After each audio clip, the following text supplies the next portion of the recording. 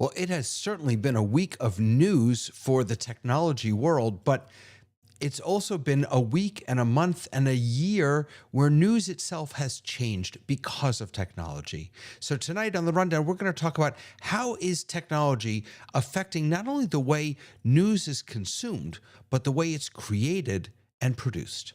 Welcome to the Rundown.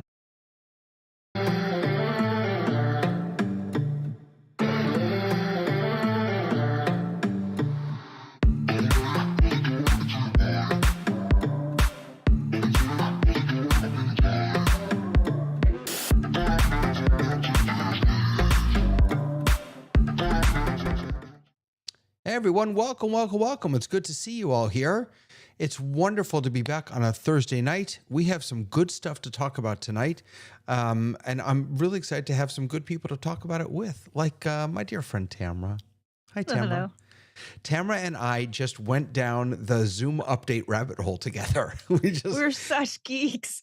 we I had updated, of course, because on Monday, but then I hadn't really looked around yet, and we just discovered that a whole bunch of stuff looks really different. I didn't update. I was like, oh no, I haven't updated yet. I'll just do that right before I log on. That's such good practice to update right before you do something important. Live Oh on my the edge, gosh. Dave. Living on the edge, absolutely. And now this next friend, I'm very angry at him because because I just want to be like him, and so I end up copying him, and I do silly things like creating a new waiting room video with a Pixar character that's talking because I watched his show. Hello, Tony Mobley. Hello, sir. How are you? And I'm sorry that you're mad at me, but this it's the world that we live in. Let's blame Ken Jordan. Okay, Because you know what? I'm okay with that. We'll blame Ken Jordan. I have to say that I just did this today, and I was really surprised that the tool that he uses, Lemon Slice, it's unbelievably simple, and it's like $8 a month for 1,200 credits. It's I couldn't believe it. And I've already made two different videos. This is here, I'll bring it up. Sorry. This is Lemon Slice. So you can see I've got two. I'm using the same photo. And I've got one. So I made two waiting room videos for my Zoom, one for the Zoom test kitchen and one for my personal Zoom one. But it's all because Tony started making these really cool, like, hey, here comes this my episode this week. I love it so much. I'm just having so much fun. So thank you. And I'm angry at you. Because it took me down because again, it's, I find these things and I get absorbed by them because they're so much fun. They really are. Tony, did you actually make any of them? Did you play with Lemon Slice, or is Ken doing it for you? No, Ken is doing it for me, and Liberty and I were his guinea pigs for the initial. He actually has one of Alex Lindsay, so it's pretty cool. But he wasn't sure. Matter of fact, he has Alex Lindsay and he has Hasmukh. Oh, yeah. Gajor. Yeah. He has Hasmukh Gajor, but he can't share Hasmukh's because it's part of his corporate. Gotcha. Thing. You know what's going to happen one day is that I know that Ken showed up to your show last time in the goggle in the what are they called? The Vision Pro. But you know what's going to happen is that there's not in the too distant future when we're all going to show up on office hours in as these Pixar characters, when we can get a live speech. That's what'll happen. Until then, we're just going to have to put up with having people like Dave join us live. The real thing. Not as a character. How you doing, Dave? I can sometimes feel like a Pixar character. So, yeah. I kind of like the pointy-haired boss kind of thing. I like that. I like it. And yeah. And having fun discovering Zoom. I just enjoyed watching you guys because I haven't upgraded yet. And I do it occasionally, but I try to not to, like you say, not to do it before I do something important. What's interesting is that I almost never use the vanilla Zoom client because I do everything in Ecamm for Zoom.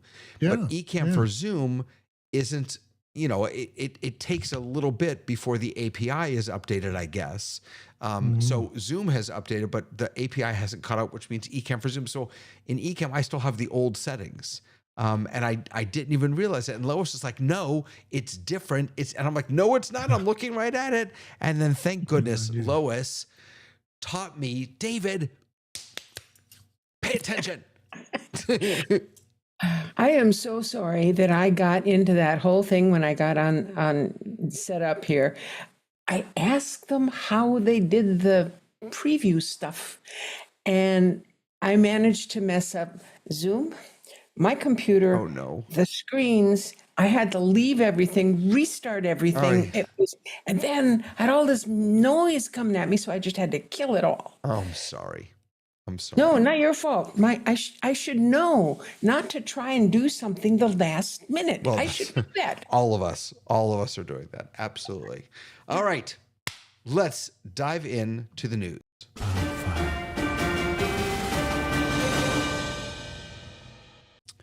This week on the news, it is AI week, all week, every day. This has been the most unbelievable week of announcements. I don't know why they literally, Google, Anthropic, OpenAI, they all chose this week to have huge releases. And, I when I was choosing the news stories, the first thing I chose was just the end of search, which was my name, my title. But because Google announced, and I have it up here, I can actually show you this AI mode, which is one of their announcements. And so this is the new Google search. It isn't really that it's in labs right now. And incidentally, you can only get it so far on personal accounts. So I have a Google, I don't know what you call it. Suite. Yeah. A suite, but it's not there. It's just in personal accounts. It's labs. Basic. Yeah. And so, what essentially is happening here is they have they're replacing, I don't want to say replacing, but it looks to me like they are replacing search with AI mode. And this isn't the only thing. They announced, oh my goodness, this what is it called? I'm blanking on in Meet, this 3-dimensional view of the other person in Meet with these special cameras around and live translation. So you can talk to someone in Meet and it translates audibly. It was just amazing. And then 2.5 Pro came out from Gemini, and OpenAI launched. It was almost too much. It was almost too much this week. Did any of you watch any of the announcements? I did not watch the announcement. I'm the only one. Myself. You're the only one this time. I'm the only one. I started the Anthropic announcement. I'm 4 days late updating Zoom. I know. Yeah. I know. I started to watch the Anthropic one today, and then I stopped. I will say, for what it's worth, it seemed to me like Google had the most, if you will, announcements. At least that's what it felt like to me. And so, as I do every couple of weeks, I jumped back into Gemini to give it another shot. It's still not as good as OpenAI, at least in my opinion. And a part of it may be that I'm in the OpenAI world, and I'm used to it. But my experience it might just be that it's better. It just might be. That's better. My experience. My experience is just that it's still better. Well, and what I realized today about that is that I've been underestimating the memory function of OpenAI, of ChatGPT. Yeah. The fact that it remembers things, and it doesn't really matter. And this, I'm sorry, this actually is better than having a personal assistant who is a human, because I can go back to ChatGPT and ask a question with no context and say, I'm looking to do this, and it will pull an answer utilizing all of that. And I use it for different things. Like, I've been planning this digital writing retreat, and I've been like, I need a slug line for this part of the program. and it'll come back with them. And that chat was that we came up with those original things was like a week and a half ago, 2 weeks ago. And I was realizing this week that that memory function is what is keeping me from trying other things, because as Yeah. soon as I go to something else, then I have to build more rapport with it. And I already have it here. So I that's been the thing that I think is keeping me in ChatGPT. I found myself, I know all about memory because I use it all the time, but I found myself really surprised when I was actually working, Tony, on this, on kind of creating the image. And the reason I was surprised is that, I don't know if you all can see, but see that there's a dog tag around my neck. So I am not an army guy, but my daughter was in the Israeli army. And so I wear dog tags for her. And when it first made this image, I think it put it like a Jewish star, or like, because in the picture that I uploaded, you can't actually see what's on the necklace. And so OpenAI decided it should be a Jewish star, which is actually not a bad guess. But I didn't want that. I wanted it to be more accurate. So somewhere else on some other chat a couple days ago, I said, hey, can you change that to a dog tag? And then today, when I went to work on this, it automatically made it a dog without me saying something. And that's when that was a moment when I said, oh, yeah, like it's keeping track of our conversations and it's remembering it. And that makes everything so much easier. I will give you another example, though, of when that doesn't always work. So this is a custom GPT that I made for my teachers here to write progress report comments. And I uploaded the domains and the learning goals and all that other stuff. And one of the things I've discovered with custom GPTs is that these are called conversation starters, these guys right here. And anytime you make an edit to your custom GPT, any edit at all, it completely rewrites all of these, even if you tell it not to. That's just the default behavior. You make an edit, it's going to give you new ones. And so I have to, every time it doesn't remember, every time I have to go back and I have to say, please change it back. Here's what I wanted to say. So it's not perfect, but yes, that memory feature is pretty darn powerful. It also keeps you from straying. So this company has gotten you hooked on its Absolutely. because it is customizing itself to lure you in further. That's a really, 100%. really good point. You're absolutely right, Lois. Absolutely. Yeah. Yep. I was wondering about the whole Google announcing that they're going to be using an AI for weeks, maybe months. If you go to the Google search and you search, then the first thing that comes up is this little summary at the top. Right. That's definitely AI generated. It is. So this is so yes, they talked a lot about that actually. So here I'll just search for Lois Richter. Yeah. Lois Richter. Okay. So, well, no, that didn't work. Let's search for something else. Let's look for, oh, you know what I've been searching for recently? Let's do best new browser. I'm always looking for a better browser, 2025. So you're absolutely right that up here at the top, you get the this AI overview. What they're offering now, which is new, is not just an AI overview. The whole experience is different. So again, let me come over here and I will switch to my personal account. And then you have to go in every time. It's a little annoying. You have to go in every time. You have to do this. Try AI mode. Okay, there you go. So now if I put that same prompt in, or same search, I guess. Now the idea here is that you can actually put longer prompts in, that know that your searches can be more complex. So it's gonna give me all, just more information than the AI summary did before, and here are the links that go along with it. But does it at the bottom of the summary, does it actually give you where things are? It looks like you've got only 5 links instead of 200. At the bottom of so in this, you mean in this one, in the new? Yeah, on the right-hand side, you said, and there's links, but there's very few. Well, it says you can show all. So these links are the links that are referenced in this answer, right? So these little, you can't really see it here, but there are little links for each of these little things. And if you click on it, that will take you to, so this guy, and does it show you which? But it took you there before. Yeah, it's not. He clicked on the links. I mean, if you click over here, it'll take you there. But it's interesting. I'm not entirely sure what that's doing.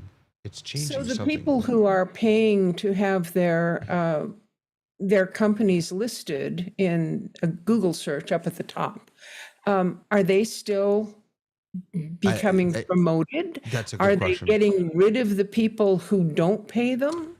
I don't know the answer to that. It's a really good question. The question of what's going to happen to advertisements is, that's why, right? And that's why, is search gone? Is AI taking over search? Because that really does beg the question: as you just said, Tamara, what's their model now? What's their profit model? I think this is a huge disruptor for the business model of the web, of everything that we've known the web to be so far. I'm not 100% in love with AI being the first thing that comes up, because it still isn't 100% perfect. And so a lot of times I'll get search results back on Google and it's an unsatisfying experience. I find that they have chosen to summarize something in a certain way, and my brain would have definitely looked for different kinds of research and different kinds of links. And that is actually much more difficult now. So I'm not 100% sold on the new Google experience with AI. Yeah. And I wonder about the people who are still wanting just basic search and answer my question. And, it's like, what's the address of this place? Or what's the definition of this word? Or just really simple things. They're not doing research. They just want to know an answer. It's like looking in the encyclopedia. And I'm wondering if they are now going to be left behind. Yeah, I think they will be. I absolutely think that they will be. And no, wait a second. I want to do this one. Paul Kovacs says, I think in a couple of years from now, we can talk to anyone in real time in any other language and as a Pixar character, baby character, The Godfather, etc., with full matching lip sync. I don't even have full matching lip sync on Zoom on a good day. But eventually, you've got eCam. We're gonna have. I want full lip sync. Speaking of AI taking over the world, this just came to my attention yesterday or the day before, and it's a little shocking. And that is part of the big, beautiful bill that President Trump and not all of the Republican Congress are trying to get through this budget bill. There's a really important piece in that bill about AI. And have I lost you all? Oh, no, you're back. Okay. And so here, let me bring this up for you. What it is, it's a 10-year moratorium on what do you call it? On not legislating. Regulating, right? So here we go. Ban states and localities from regulating artificial intelligence for a decade. That's not going to pass. Well, sure it is. A budget bill cannot contain policy. Yeah, well, a lot of things that it's not allowed to do that they're doing. It'll pass, but go through the courts. Yeah, they'll figure out how to make it happen. Well, that's really helpful given what we know about AI and where it is. No, I don't think so. Do you think that this does this have to do with the amount of energy used and the environmental effect on the processing and the manufacturing? No. No, I No, it don't has think to No, so. it do has with to do just with being money. able to tell them what they can and can't do. That's all it's about. Right. It says no state or political subdivision may enforce Yeah. any law or regulation regulating right. artificial intelligence models, artificial intelligence systems, or automated decision systems. That is Yeah. an incredibly sweeping rule.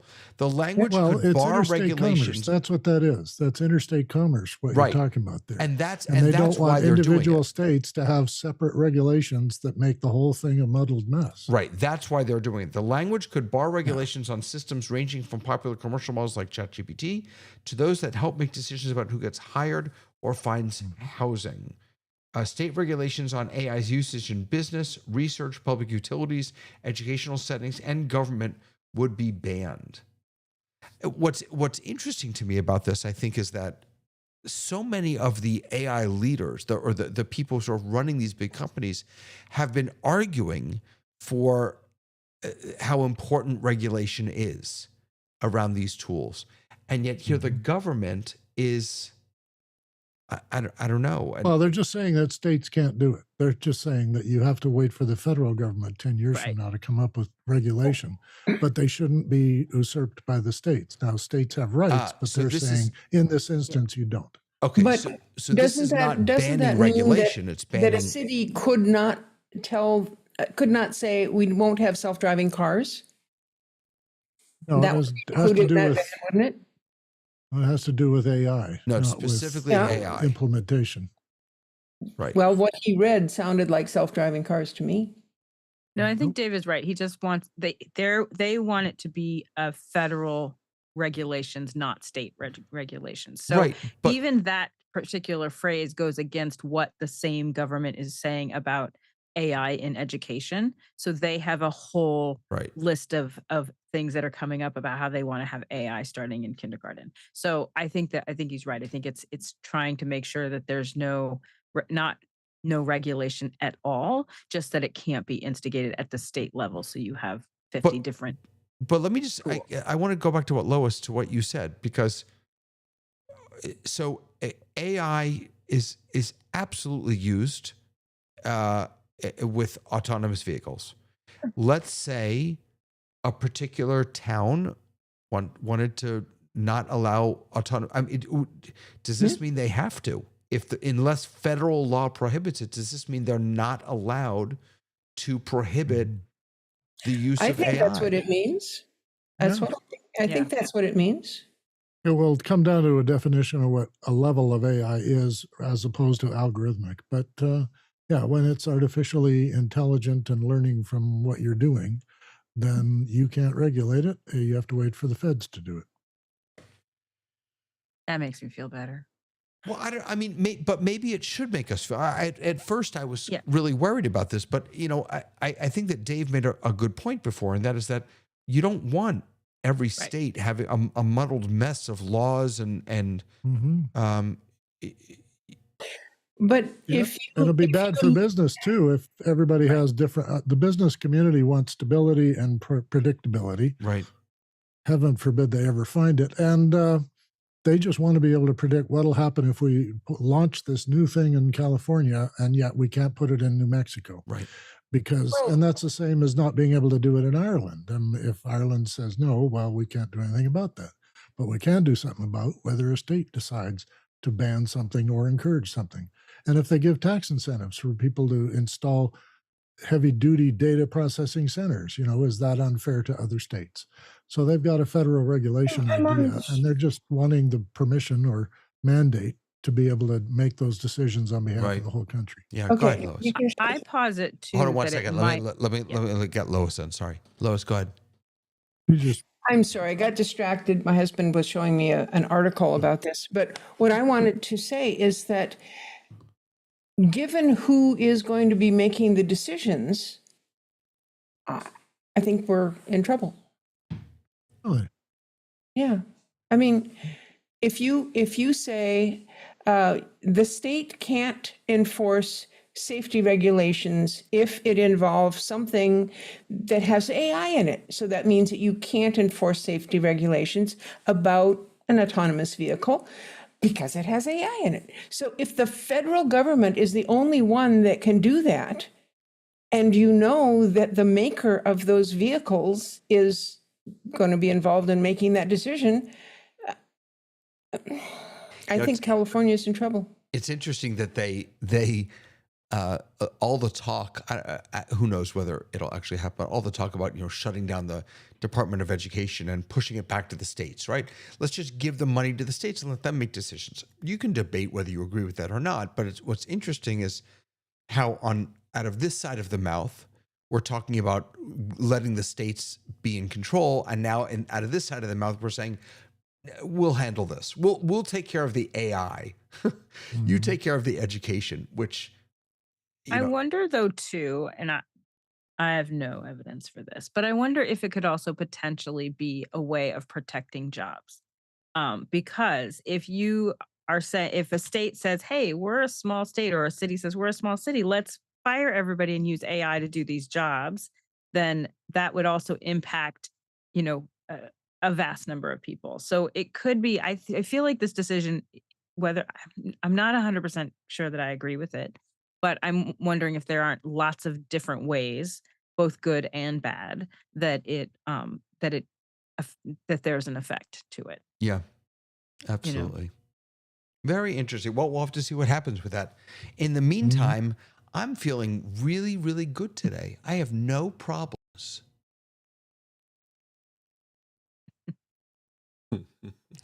But someone else does. Lois.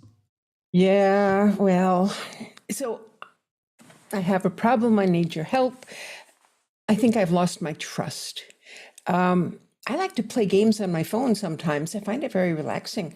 And there are ads that come on at different times. Some of them I know Subaru, I know Chase Bank, I know QuickBooks. And then there's some that I know and that are absolutely scams, like play this gambling game and you'll win hundreds of dollars. And I know that's right.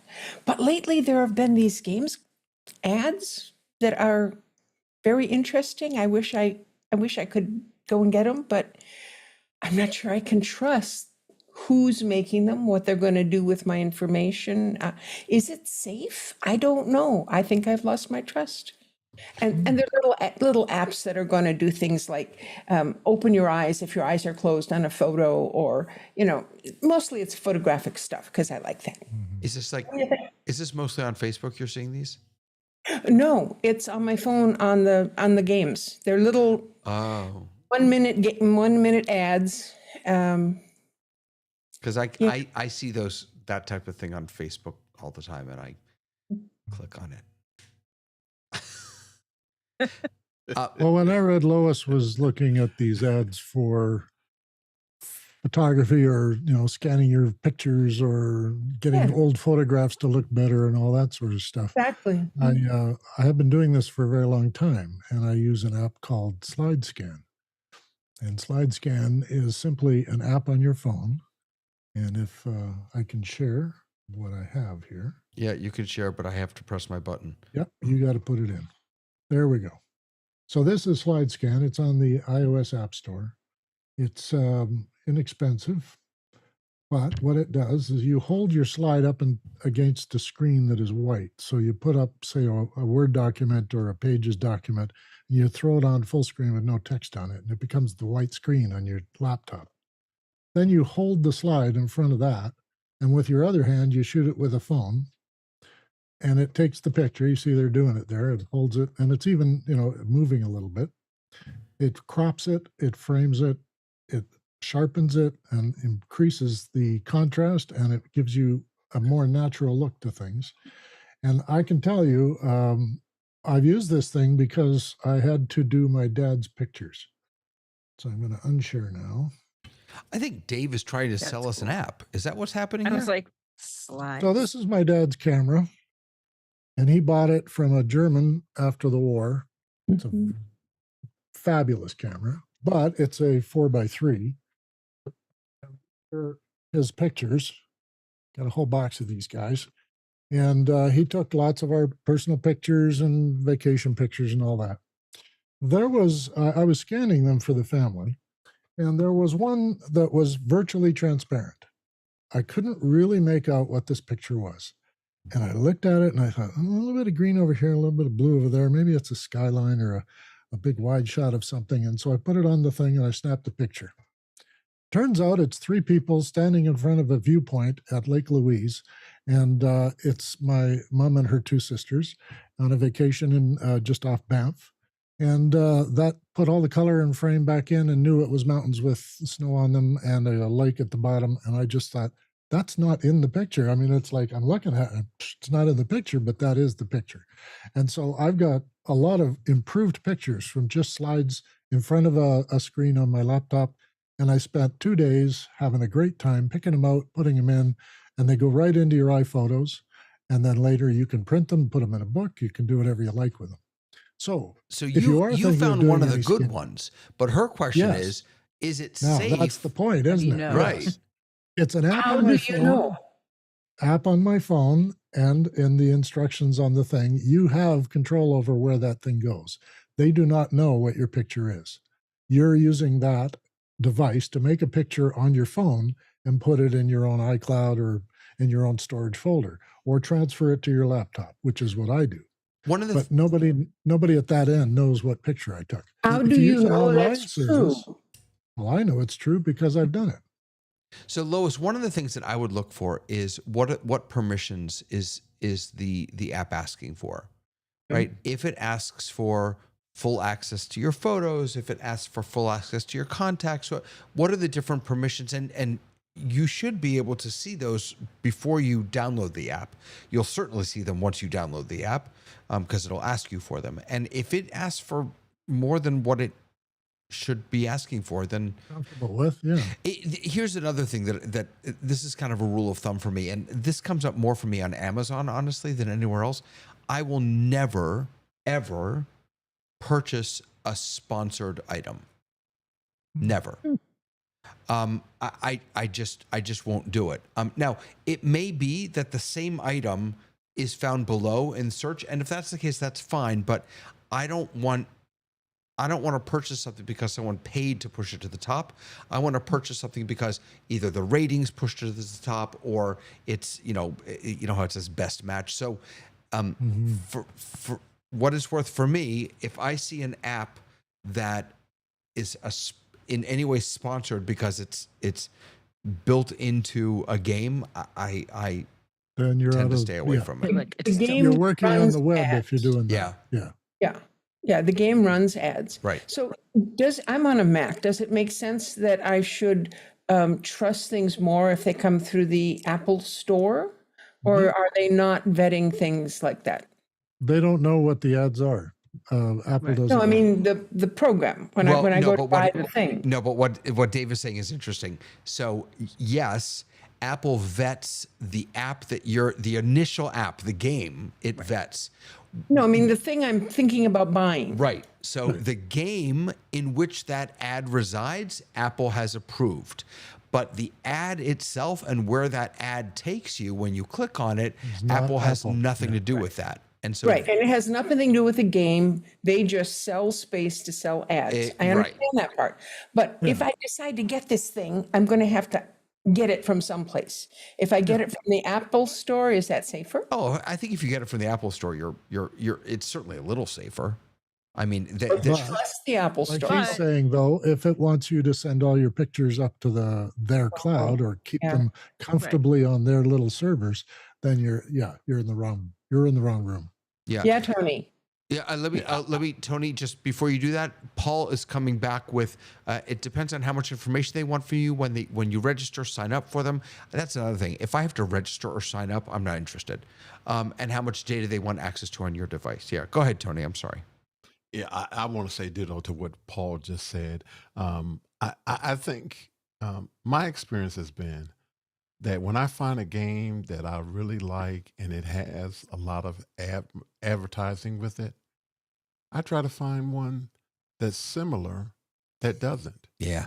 And that, there's a lot of commercials right now about Royal Kingdom, which I'm playing. I think it's pretty good.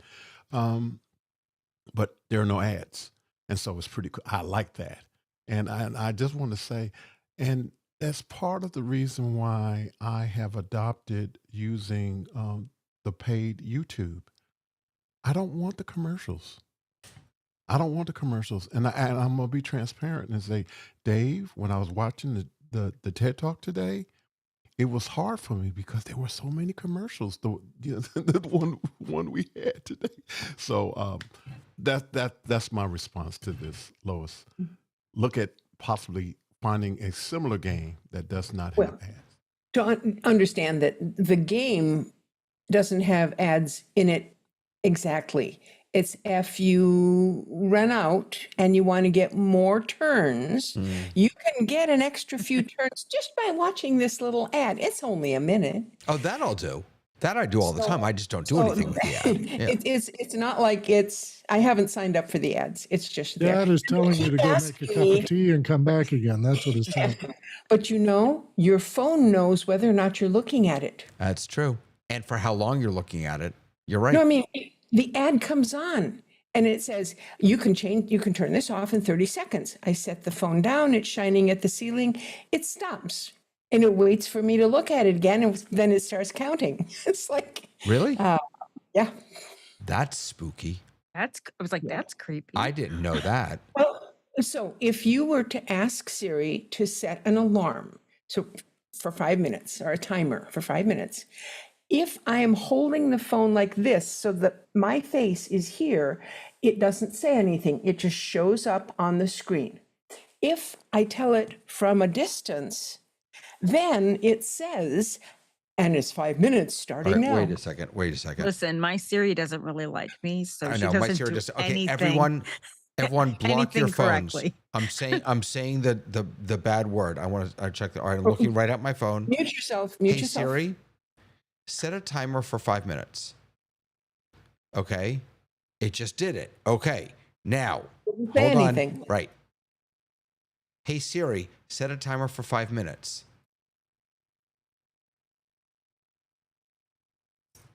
No, it just did it again. Maybe it knows that I'm trying it. Anyway, play a trick on it. it's fascinating to It's on to you. all these things. Interesting. Well, I think you have we have done confirmed that I can trust some things, but I have to be cautious. We've done absolutely nothing to help you is what we've done. I would have done it anyway, right? And you know what? And Joe Cali has a really, really good point here. Having smart friends leads to the best advice on technical decisions. Plus, you can call them when it all stops working. That's absolutely right. I love that. All right, let's jump into the main story today. And the main story is news and how technology has changed news. Have you seen Newsroom? Have any of you watched many times. Yeah. If you haven't, it has nothing to do with technology, but it's an incredibly powerful behind the scenes look, if you will, into how the news is made. It's really pretty amazing. And one of the things that you see in that show, which is now, goodness, like 15, 20 years old, maybe, is you see lots of people in the control room. There are camera people. There are people controlling the camera. You've got all these human beings in there. And I would venture to guess, although I don't work in a newsroom, that newsrooms look very, very different today than they have really ever before. And that's due in large part to automation, robotics, artificial intelligence. So that's one piece of the puzzle. Another piece of the puzzle is not the nuts and bolts of how the news gets made, but the flesh and blood of how the news gets made. That news is now made not just by the professionals with the cameras, but news is made by everyone who has a phone on them, which is almost everyone. Anyone who has a phone with a camera can now be a frontline journalist. And then, of course, the way we consume the news has drastically changed. I can't remember the last time that I watched an ABC, an NBC, a CBS, nighttime news. I'll sometimes catch it on replay on YouTube, but 99% of the news that I get comes through, still, I'm embarrassed to admit it, Twitter, X. I still find that for me to be the quickest way to get the news from the sources that I trust, because I can pick them. not really TikTok, but YouTube and Facebook. Mm-hmm. I was going to bring up. I get a lot from my husband. He reads all this stuff, and then he'll bring me He's your aggregator. and say, "Look for this." Yeah. Mhm. Yeah. You Yeah. know, there was when last night there was a shooting outside the a Jewish museum in Washington D.C. And two Israeli diplomats were murdered, and so when I heard about this, I didn't turn on the news. I didn't open a newspaper. I didn't look through a magazine. I went to social media. Now they link to other news sites, which eventually I want to get there because I know that the That'll AP verify, yeah. or Fox or whatever news source you want to go to, or MSNBC, that's where you can read about it. But so let me start with this: where do you all get your news from? Let's go around the horn. Lois, where do you get your news from? Thursday night, right here, if it's about tech. And if it's not, I watch the PBS NewsHour. And, well, I'm not going to show my bias, but there is one show that I watch every week because I want to get the analysis of it. I don't read newspapers. My husband brings me things and shows them to me sometimes. But I hear people talking about things. Yeah. Peter Rosado on YouTube is saying that ground news is pretty good. I've actually heard about that. Oh, it is. Yes. Yeah. So I don't know much about it. You know how I know about it though? I know about it because Randy Rainbow, the YouTuber, they advertise on his videos. He just started this year. He started doing advertisements, which I don't. Yeah, ground news has been around for a long time, and it scales. You can get both sides or three sides of a story, neutral, because it shows you, right? It shows you like right-leaning. where it tells you kind of where the story falls on that bias. Yeah. And it also has all different sources that you're probably not going to look at. Now, I'm a bit of an Al Jazeera watcher, and I'm also a BBC News watcher, and I also watch my own national television service. We have a national TV network. It's run on taxes, and it's like the BBC because it's run on taxes, and it's done without bias because they don't have to answer to anybody. Al Jazeera is sponsored by a sheikh, so they don't have to answer anybody but him.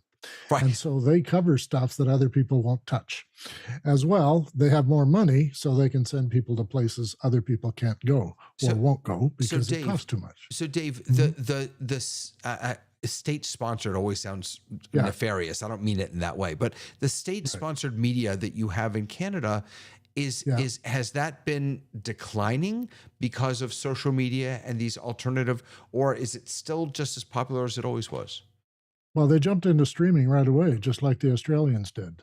They just said, oh, streaming, well, we can do that. We already got the plant. All we do is encode it. And then, of course, you can have two tiers. You can have membership if you want to sign up for it, and then you don't get the ads.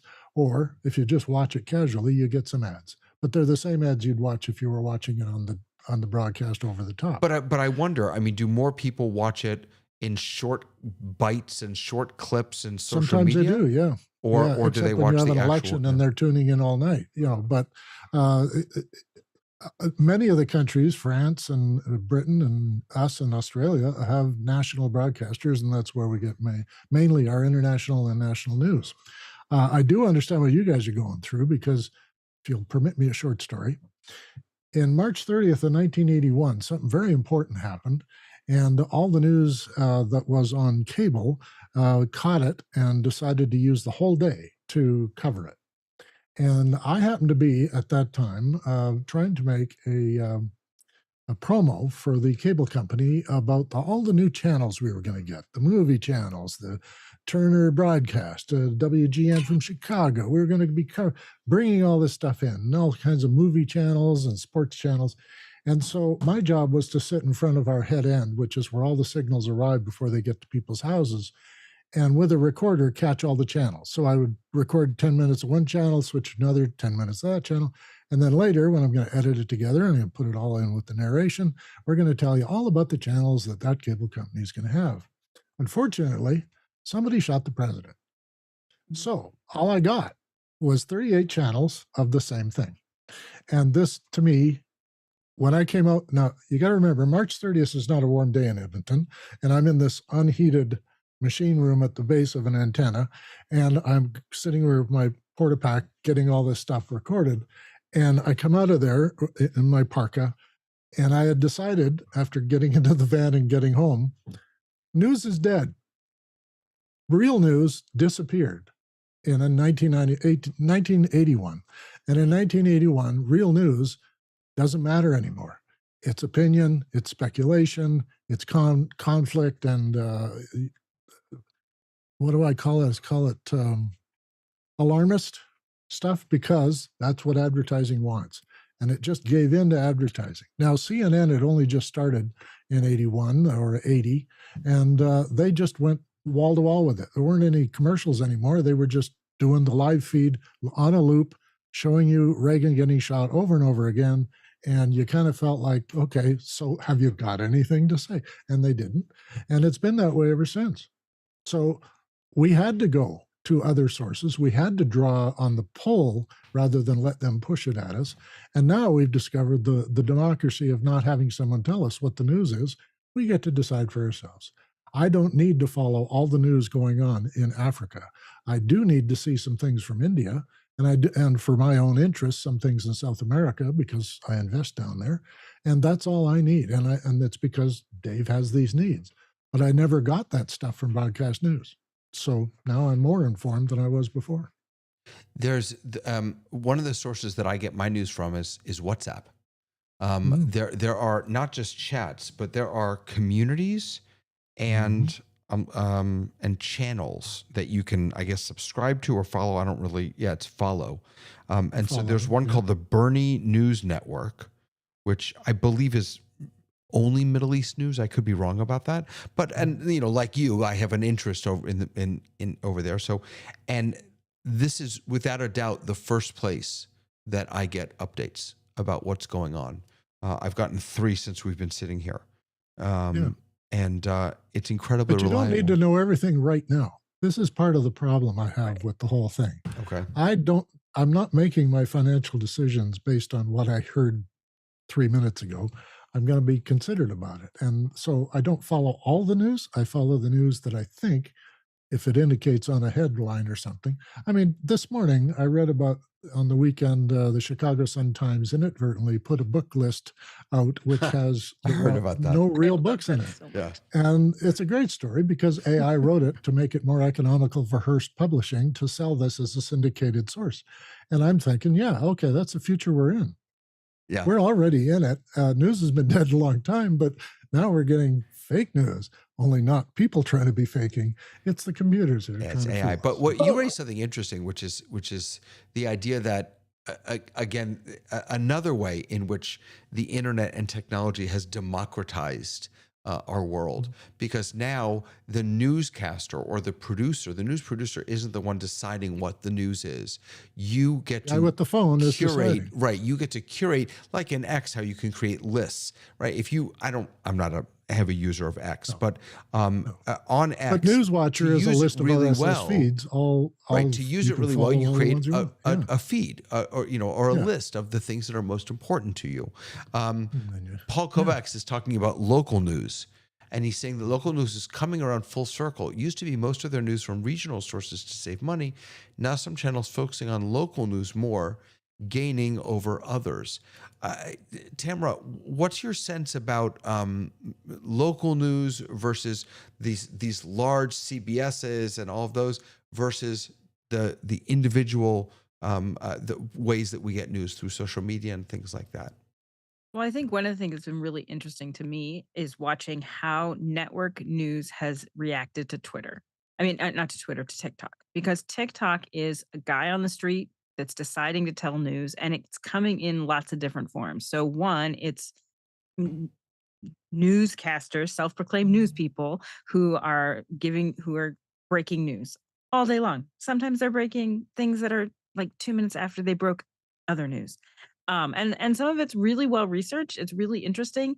And those influencers are getting space in places where they have traditionally not been in. And what has been interesting is looking at how the networks have jumped to that attention. So you'll see network news breaking in those spaces, and then to drive you to their bigger spaces, to their network spaces. But if they didn't think that there was a space where they were missing out, they wouldn't do that. But it's even more, like, senators will come on and say, "Hey, you may have heard about this bill yesterday. Let me tell you all about it." And that's really interesting in how we're getting news from different people who sound like they're in the room and they're sharing that with us. And I think that that's a big shift in how news is happening, is that people feel more connected to their individual news sources. But Tamara, isn't TikTok mostly just entertainment? I never see any news when No, I I see cruise by it. so my feed, because it's curated to my taste, has got all it has politics news, it has health news, it has tech news. So depending on how you curate your life, which could be good or could be bad. Now, I'm a bit of a news junkie, and I spend about an hour every morning reading news around the world, sitting on my little iPhone looking at everybody's news, because I still love reading. I still love getting news that way. But I tend to really seek out opinions that are different than mine, and that I'm looking at lots of different news sources. So I've been really surprised at how TikTok, which is kind of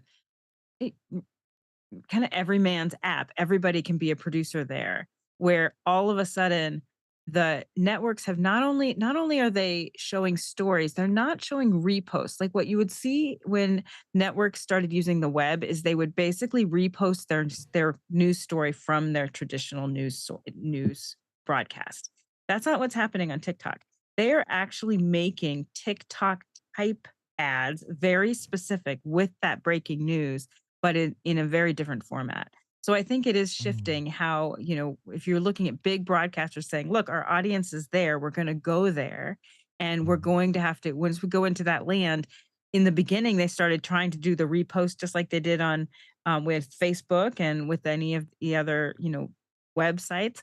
And they realized it's not getting clicks. They have to actually change what they're doing. So what you'll see is a lot of anchors will go onto TikTok, and they're a totally different personality to tell them the same information. They've literally they're often not wearing dressy The suit clothes. jacket and all that. Yeah. They've dressed down. They're really talking to you like, "Hey, I'm one of you and I wanted to share the news with you." And then it drives them to their bigger sites. I'm with you on the reading thing too, because I think it's a subliminal thing for me that if I'm reading something, it tells me somebody took the time to write this. Right. They didn't just sort of speak it to the TV camera, and it wasn't top of the head. It's something I had to research a little bit, look into, verify, that sort of stuff. Whereas if I watch some of this visual stuff, I'm not quite sure the person is thinking clearly. I really wish you change your focus on TikTok. You say you've curated your TikTok thing. Oh, I still get dances and all the other crazy stuff too.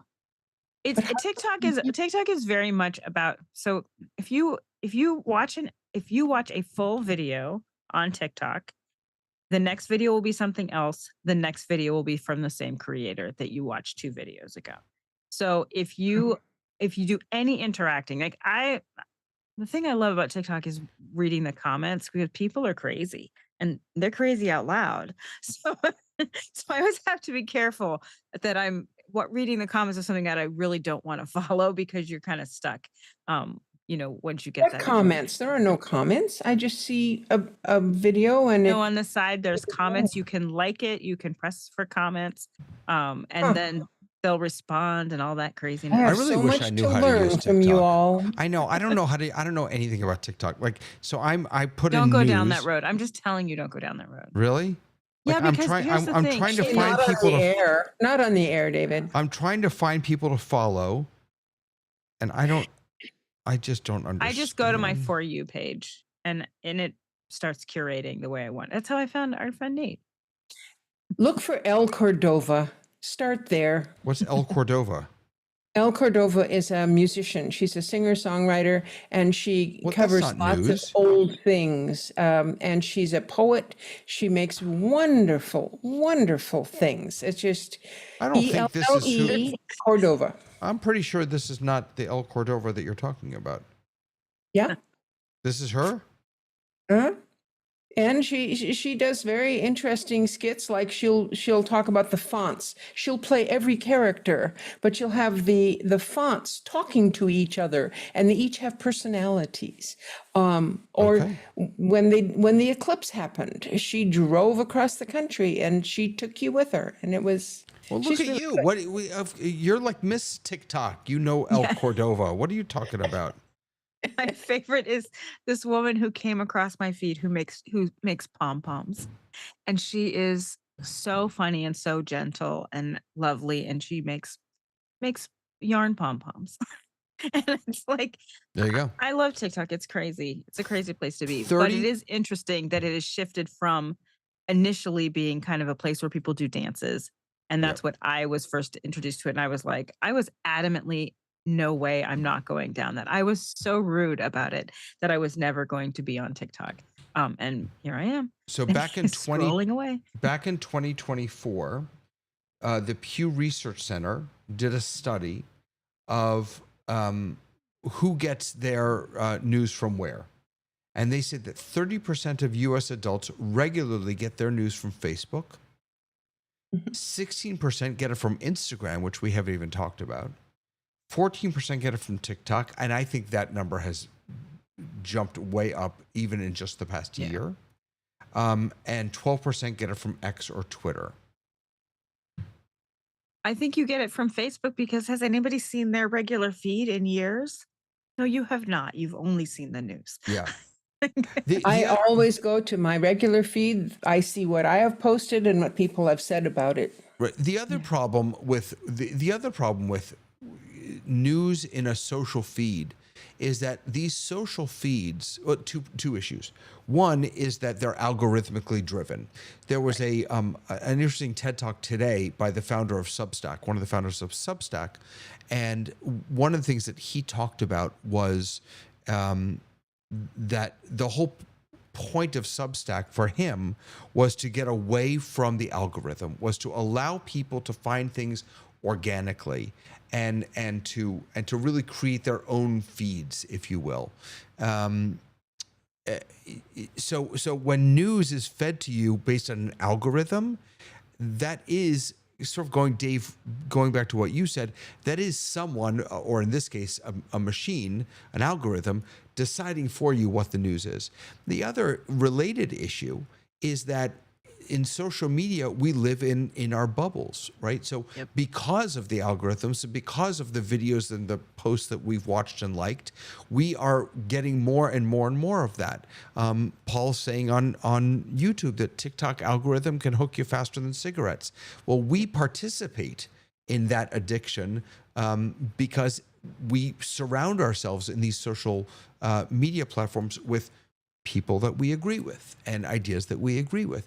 And so if I turn on Fox News, I don't agree with almost anything that they say on Fox. That's just not my, where my politics are. But I come here for my disagreements. This is where I can at least hear a different opinion. Yeah. But what's interesting is if you're reading the different opinions, then it is in the voice that you read with. And I think that's where I used to try to log into the different opinions, and I would find myself getting really angry. And I was like, I can't really understand that. And I feel like that's one of the things that's really shaped society right now, is that we are being fed images and sounds, and everything sounds dramatic, and everything is from a very distinct point of view, that we're getting further and further away from being able to look at sides equally and go, you know what? I fundamentally don't agree with this. However, this piece of it, it does make sense. And I think that's one of the kind of effects that we've had by having media come at us, and as opposed to being someone who takes part in the consumption of news. Do you think The we get... algorithm, I'm sorry. Go ahead. The algorithm that is used to decide what to show you I believe, is heavily weighed on who my friends are. Mine is set up so that almost everything I see is something that my friend either wrote or forwarded because they agreed with what it said, or they found it interesting, or it was a cute kitten, whatever. But so I have friends and I see their things.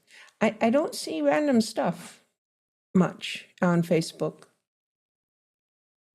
But I think you have to search things out because right now we're so polarized as humans. We're, particularly in America, we're very polarized. So whatever you see it a lot, and you see it and it sounds right. There's no room in what is presented to you for any argument whatsoever. And if you really do a deep dive into, well, how are all these other people so opposite of me? If you go and look at, and I'm not talking about the polar out there, MSNBC and Fox. If you go even further into media that's targeted for one side or the other, what other people are seeing that don't believe the same things as you also looks really smart and really good. I agree. And so I think that's one of the bigger problems that we have culturally with how media is presented. Everything looks good. You don't have to spend your day looking at Facebook. I mean, I check it at least once a month because I post the monthly item for the Quakers. But other than that, well, no, who cares? and that's I'm much more likely to ask a question on Reddit and then actually read the replies and find differences of opinion there, because that seems to be a more pragmatic or practical place, and people are talking about chili recipes or how to dig a hole or whatever it is. But I like Reddit a lot because but no Lois, bias. you're respectfully and with love, you're strange. And I know I'm strange. as the rest of us are. I mean, normal people have never even heard of Reddit or Right. Substack for that matter. Despite the fact that there are, I think, 30 million, users of Substack and 3 million paid users, that normal people have not heard of these tools. But 'Cause you're you have to right, be a reader. and you raised a really important point in that we are seeking out this constant just flood of news and information, and we can turn that off. We have been trained not to, and it goes back, Dave, to something you said earlier about the 24-hour news network. CNN, they have to fill 24 hours with something, and if that means having a camera on an empty podium because someone is going to talk there sometime in the next 2 hours, they will keep that camera on that empty podium for 2 hours because they have to fill that time. And so we have been trained to be sitting on the edge of our seat for the next big update. I've been the cameraman. Trained on the empty podium. Well, actually, on a city council meeting that's not happening yet, I had to, for about a year there, I had to be the city council cameraman for the feed that went out to the city. And it's you're waiting for something to start, Right. and it's on the channel because they're not going to turn you on later. Right. It might start any time. And so, Tony, but the thing CNN has to do is to make it sell, and that's what they've got to do, right? They got to have the commercial break, but they got to tell you stick around because there's somebody going to be on this. Something is going to happen eventually. Right. Tony, let me ask you a Something will question. happen today. That's why they yes. have theme music Right. for wars. Tony, Every What war does gets its own. Tony look at? Let Tony, me ask Tony a question. So, Tony, Okay. what on the one hand we have the days of Walter Cronkite, Dan Rather, these trusted voices and I think that we had a sense that when they spoke, that was the news. And nowadays we have a much more, as the term that we've talked about here before, it's a democratized experience where everyone can be a citizen journalist. So do you feel that the news that we get today with the citizen journalists, with the mass media, is better or worse than when it was all held and controlled by just a few small voices? I think that's a hard question. And the which reason is why I why I say asked you. the reason I think that it's a hard question is because when we had those old personalities, Walter Cronkite and Dan Rather, and you just name, so many of them, we interpreted what they were telling us as the absolute truth, whether it was or not. That's the way in which we interpret it. Um, Now I would say that most people have decided that they will accept what is more in line with what they think, sort of kind of what everyone else has already said. And I just think that's the kind of space that we're in right now. I'm like Tamara. I do a lot of TikTok, um, and I get a lot of content that leans in terms of the way in which I think. I also watch a lot of news. Uh, I want to say news that is independent, um, independently broadcast. And I'll give you an example. So I watch Don Lemon because he is doing his own show, and he is free to share the news from his perspective and his commentary. I also watch Roland Martin. I also watch MSNBC. And if you were to look at all three of them, you would say that they don't cross pollinate very much because they're different kinds of extremes, I think. But one of the other things that I do is I do look at the BBC, but I look at the BBC in multiple locations.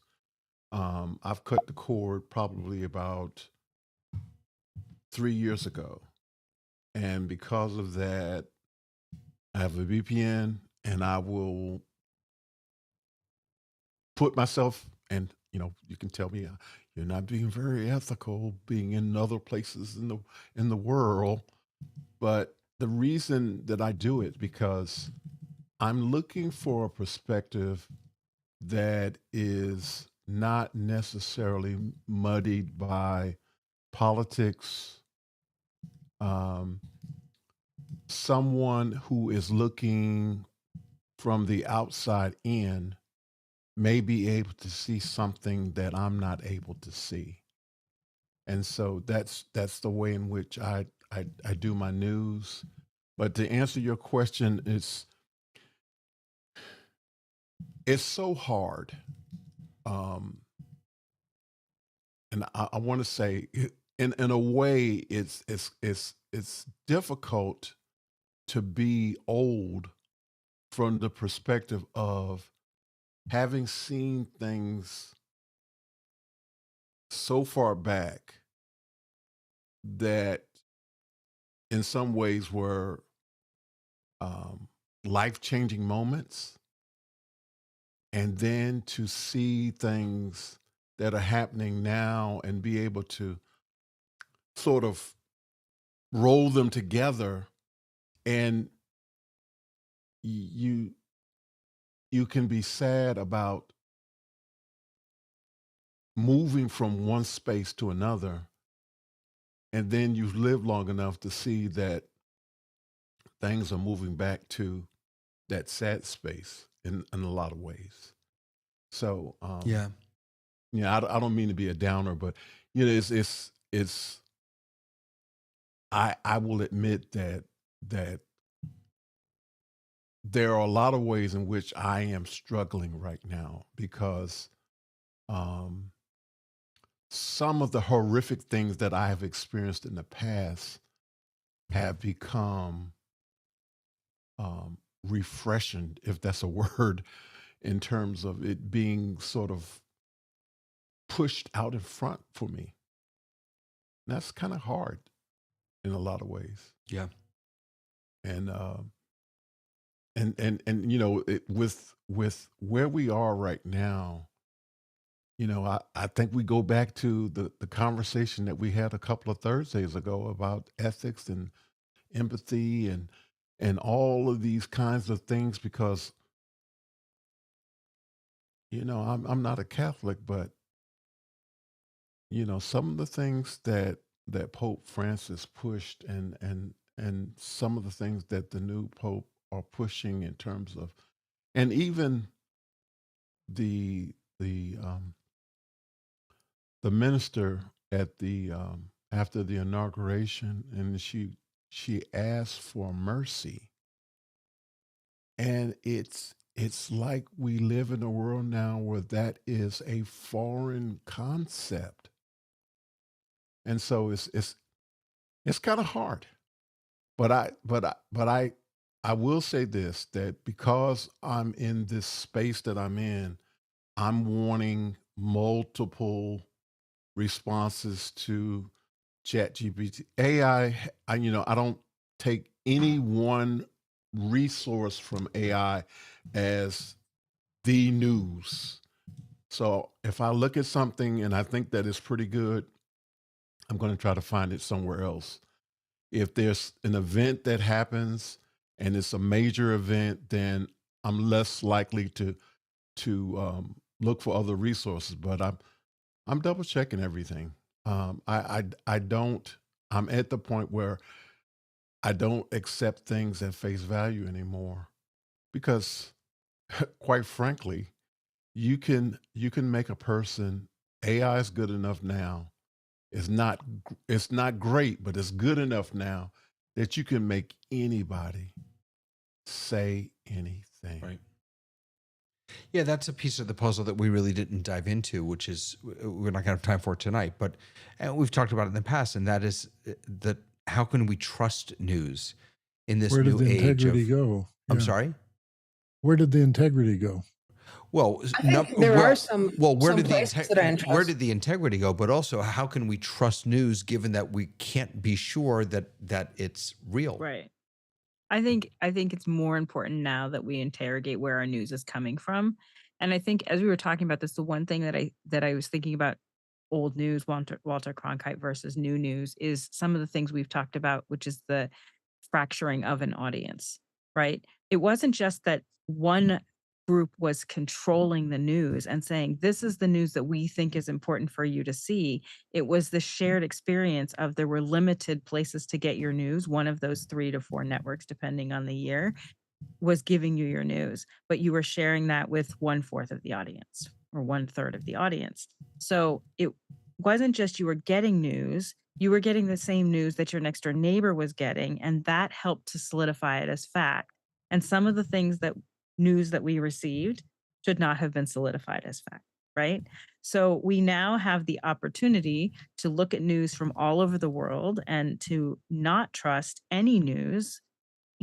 Just because you're an American does not mean you should be watching only American news, because the idea that we have freedom of speech in our country is limited by the fact that we also have media that is controlled by so many different people. So I am the same way. I get a piece of news and I go, put that in my head until I have time to fact check it and see if it's correct, because you don't Mhm. know.